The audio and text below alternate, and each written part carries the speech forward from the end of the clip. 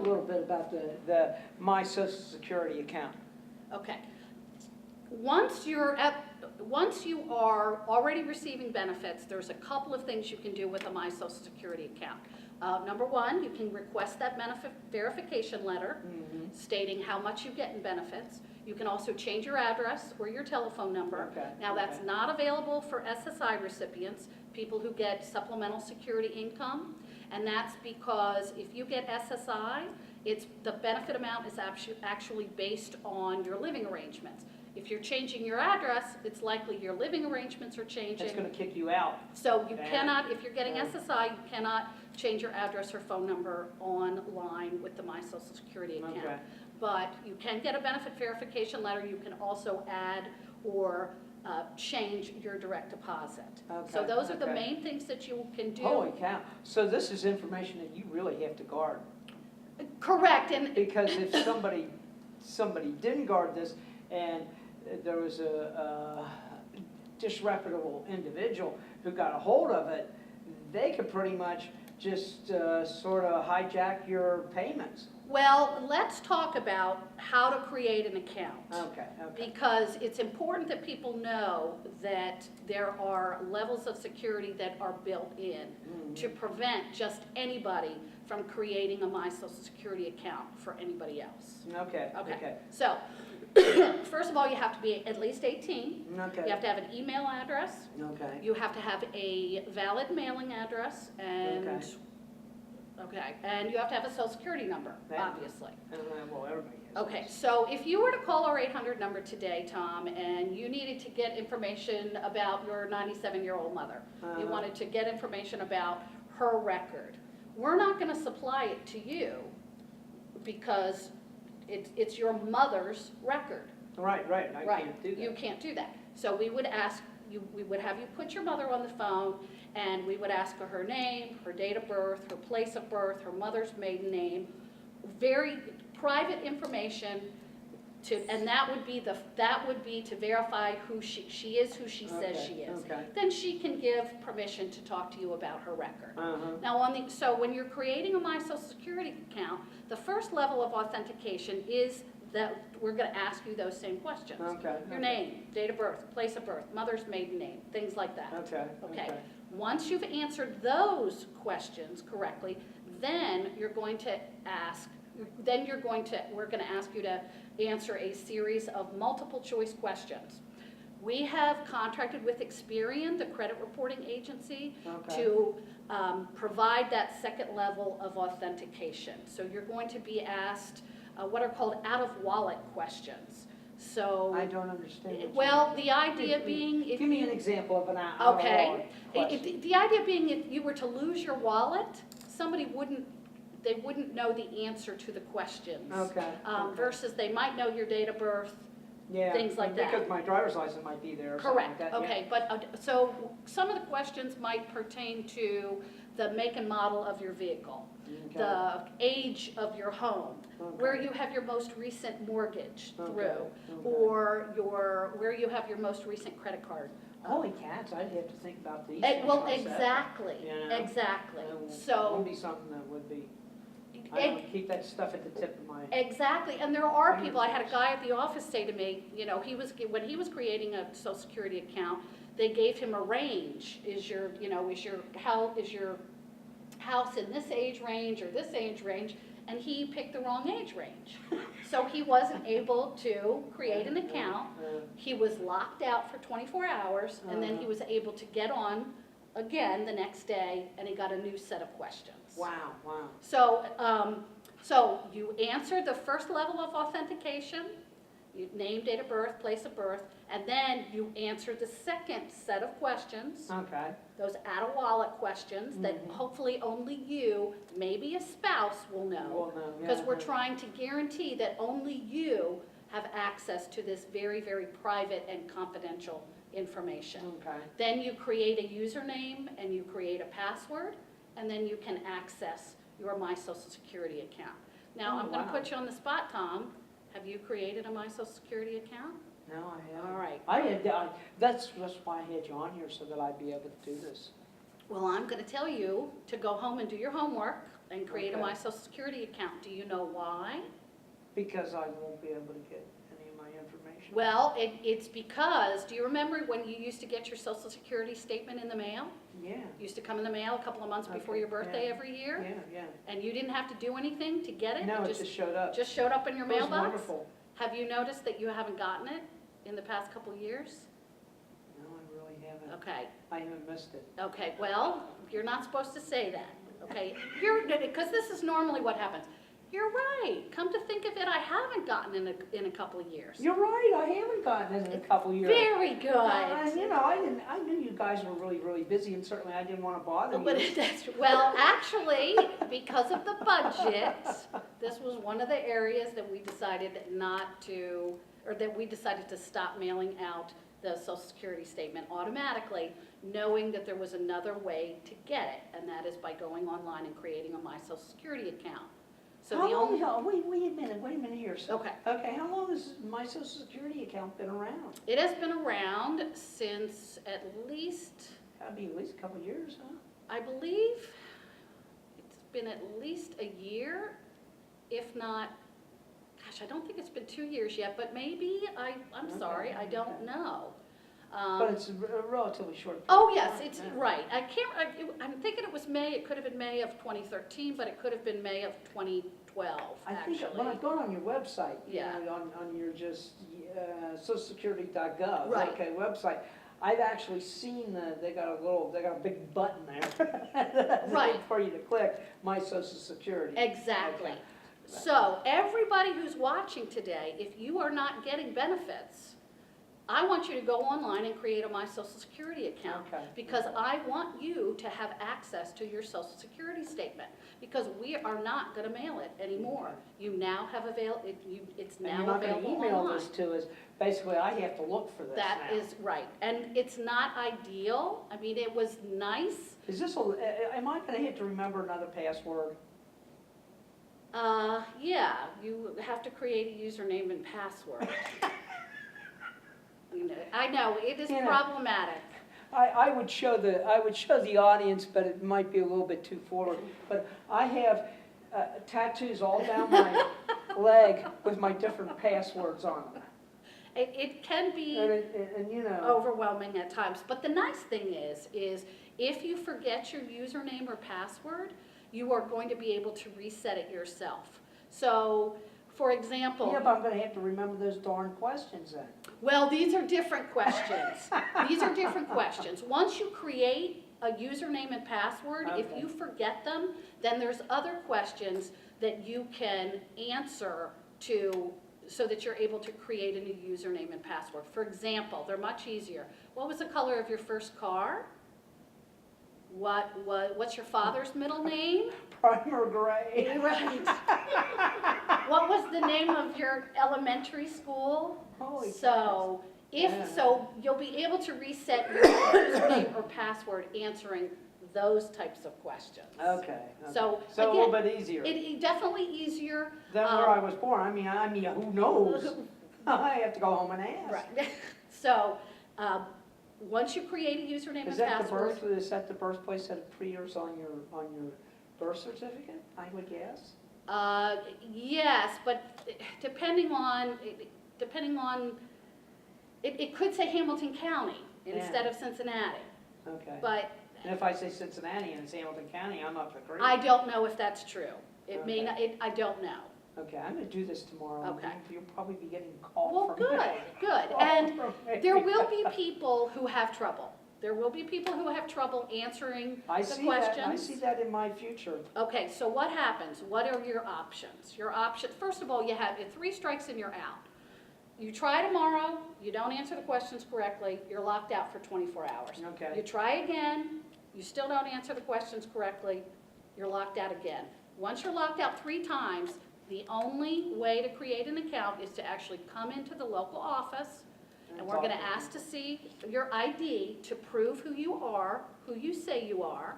okay, Then we'll be able to bypass those Experian questions. okay. So we're still gonna ask you what's your name, your date of birth, your place of birth, but we won't ask you the Experian questions, you know, the multiple choice questions, whatever, we're not gonna ask you those.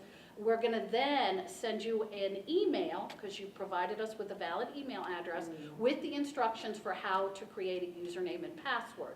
You create that username and password. When we get that email. Correct, Okay. at your home or at the office. Ooh, Right, goodness. and then you can review your Social Security statement. Okay. And that is a very, very important financial planning tool.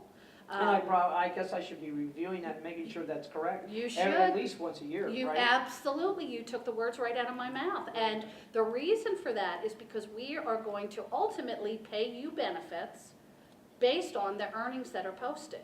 If the Okay. earnings are wrong, we're gonna pay you the wrong amount of money in benefits. Okay. So we do recommend that you look at your statement at least once a year. Make sure it's right. Now, if you go on tomorrow, create an Okay. account, because Okay. I have confidence in you, Tom. You'll be able to create it successfully. You look at your statement, you will probably not see any earnings posted for 2013. Oh Don't my worry gosh. about it. We haven't gotten that information from the IRS yet. We're not there yet. We're not there yet. You haven't Okay. filed your taxes yet. Well, Oh, maybe no, you have. yes, I have. Okay, Oh, okay. yes, I have. But many people have not. So it's Yeah. very I went likely. to the last minute. It's very likely your 2013 earnings are not posted yet, Okay, so okay. don't panic, Okay. but next year, they'll be there. 2012 is already there. then. 2012 is already there. If How far 2012, does this go back now? it'll how go far- back to when you had your first job scooping ice cream at the Dairy Queen. Oh, you're Now, that kidding. wasn't that long ago for you, Yeah, it was. okay? So, It's a long well, we're time gonna ago. pay you, That's incredible. we use 35 years of earnings to pay Okay. you benefits. So Okay. we do need to, we look at your lifetime of earnings. So it is very important that people, if they're not already on benefits, regardless of their age, if they're 18 or Get their- older, Get their thing set up. create that account, My look at Social that Security statement. account. Correct, Okay. correct. And there is an extra security feature that some people might be interested in. To set up this Social Security or this extra security feature, you'd have to tell us what your most recent benefit amount is, if you're getting benefits, or you'd have to tell us the earnings on your most recent W-2, or give us a credit card number. And then every time you want to access your My Social Security account, we would actually send you a unique code Okay. on your cell phone. And then Oh, really? when you want to access your My Social Security account, you would have to enter your username, your password, and then that unique code. Really? But that's only if you want that extra security That's not a feature. bad idea. Because, I'm kind of, I've got my, I've got my concerns about the security of the internet itself. I understand. We had all these people, who got their information stolen from Target and stuff like that Right. and everything. And it is a That's still a concern. nightmare for folks, So for people who want that extra security, you can add it at any time, you can disable it at any time. The other thing I want to assure people is that Social Security uses the most sophisticated commercially available encryption, similar to what's used by banks and financial NSA. institutions.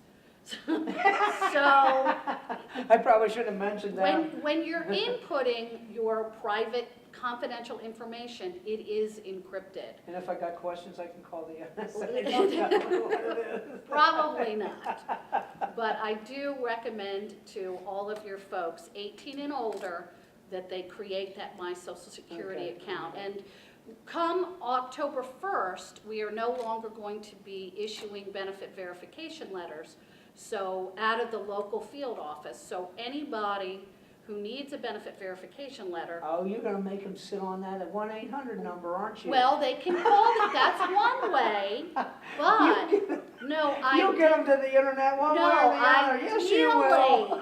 Ideally, they'll create a My Social Security account. Uh-huh. And, I've talked to a lot of Oh, residents at subsidized housing complexes, because they often are applying for, housing and food stamps and needs-based programs, and they need Yeah, proof my of mother income. doesn't have internet access. Well, so, right, so. I mean, my God. Do you, though? Can you but I help can't do her? that. I wouldn't do, oh my Lord. Could you help her with that? I could probably Well, do you it, may, but- and if you prefer not to, then the option for her would be to call the 800 number. The other option is if people, So even, how are you gonna do this for these people that are in, my mother's pretty well, she's together. Right, Okay, right. she's, mentally she's there. Right, Okay, right. she knows what day it is, she knows what's happening. Right. She's pretty much on top of that game, okay? Right. Now, what happens to those poor folks that are in nursing homes that are getting, that might have some kind of neurological problem or might have some other difficulties that may not be capable of even logging onto a Computer. website? And you're right, and How are we gonna do with this? there folks? are people out there who will not, either they will not be able to access it or they do not want to access it Okay. online. The only option they're gonna have is by calling our 800 number. So even people in nursing homes are gonna have Correct. to do this? Correct. That's why. Now there are a lot of folks in nursing homes who have what we call representative payees. Oh, yeah. Okay, so. And usually that's the nursing home. Usually that's the nursing home who Okay. handles that person's benefits, make sure that their needs for Okay. food, clothing, and shelter are met. But it could also be a family member. Okay. For children who are getting SSI, maybe it's a parent Okay. who is the representative payee. A representative payee I am strongly recommending they hang on to that cost of living adjustment notice. Okay. They hang on to a 1099 because they're getting it in the mail. Yeah. Now, whether they're keeping it and putting it in a safe place Is for when they another need thing, it yeah. is another story. Yeah. Now, there are also going to be people out there who they might not have internet access in their home or, their apartment, but they'd be willing to go to a public library. And I don't know if you have been to the downtown library, but, oh my gosh, you should see the computer setup. Oh, yeah, that they have It's there. wonderful. Oh, it is outstanding. There are times I've been away from the office and out in the field and, and had to access the internet and basically stopped at the library, showed my library card and said, hey, look, I need to get on the internet. And I said, here you got 30 minutes. Exactly. Yeah. Exactly. So if you look at the libraries, all of the libraries in the Cincinnati, Hamilton County Public Library System, they all have computers. They all offer free computers with internet access. If you want to print out a benefit verification letter, they might charge you, Maybe 10 cents. 10 cents or 25 cents or whatever to copy that. But if you're comfortable doing business over the internet, you might have a family member who can assist you, then go to the local library.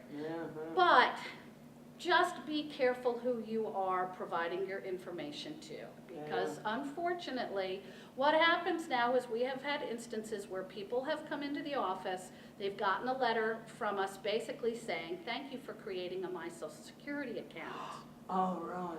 And it is because, typically it is because somebody has gotten a hold of their private information And knows them well enough. and knows them well enough to answer the questions and has created a My Social Security account for them.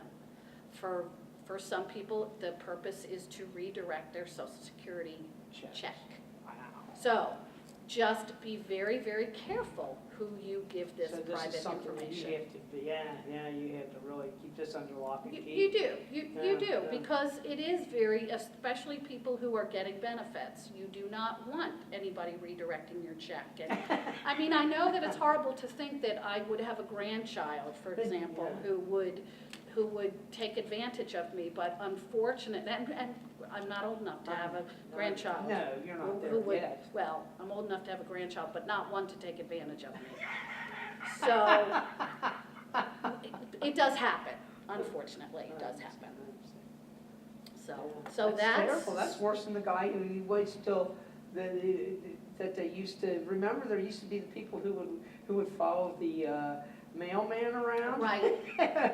Wait till he put it in the mailbox, and after he was down the block, they'd be out there picking out the check out of Correct. the mail. Well, and it's funny that you say that because And this is basically the same thing. it is. It's just a more sophisticated form of theft. Yeah. It's yeah. just more sophisticated. And now, all federal benefits have to go electronically.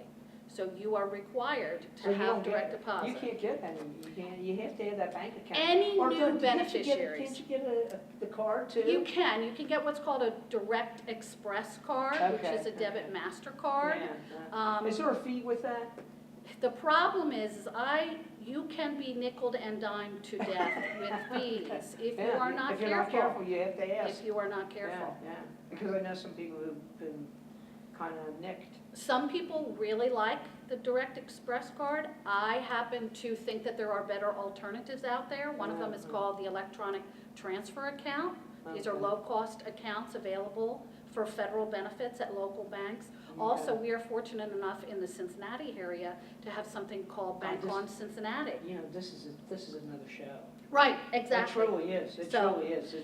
To explain this kind of stuff, because this is going all electronic. Exactly. And how do I negotiate this, and how do I negotiate it without being bled to death? Exactly. You know, losing half my benefit to some. To fees. Yeah. Right. Yeah. So, well, I hope that you know what your homework is, Well, and that is to create a My Social Security account. Okay. If you need I assistance, can do that. I will you do know that. where to call.